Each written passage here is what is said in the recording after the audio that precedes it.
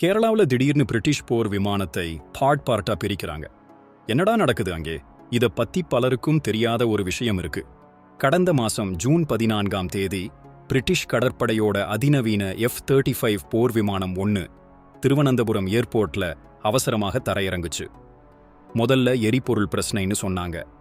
ஆனா அப்புறம்தான் தெரிஞ்சது ஹைட்ராலிக் சிஸ்டத்துல பெரிய கோளாறுன்னு. அதை சரி பண்ண முடியாம பிரிட்டன் ரொம்பவே குழம்பி போயிருக்கு. இந்த விமானத்தை சரி செய்ய பிரிட்டிஷ் பொறியாளர்கள் குழு இன்னமும் வரலை. அதனால இப்போ ஒரு அதிரடி முடிவு எடுத்திருக்காங்க. விமானத்தை பார்ட்டாக பிரிச்சு ஒரு இராணுவ சரக்கு விமானம் மூலமா திருப்பி கொண்டு போக போறாங்களாம்.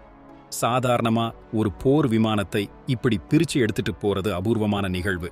கேரளால மழைக்காலம் வேற ஆரம்பிச்சிருச்சு. ஏர் இந்தியா தங்களோட ஹேங்கர்ல நிறுத்தச் சொல்லியும் அவங்க ஏத்துக்கலைன்னு சொல்லப்படுது.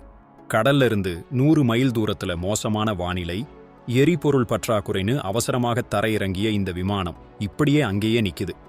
இப்போ பார்ட்டா கழட்டி எடுத்துட்டு போற இந்த சம்பவம் ஏவியேஷன் உலகத்துல ஒரு பரபரப்பை ஏற்படுத்தியிருக்கு. இத பத்தி நீங்க என்ன நினைக்கிறீங்க? கமெண்ட்ல சொல்லுங்க.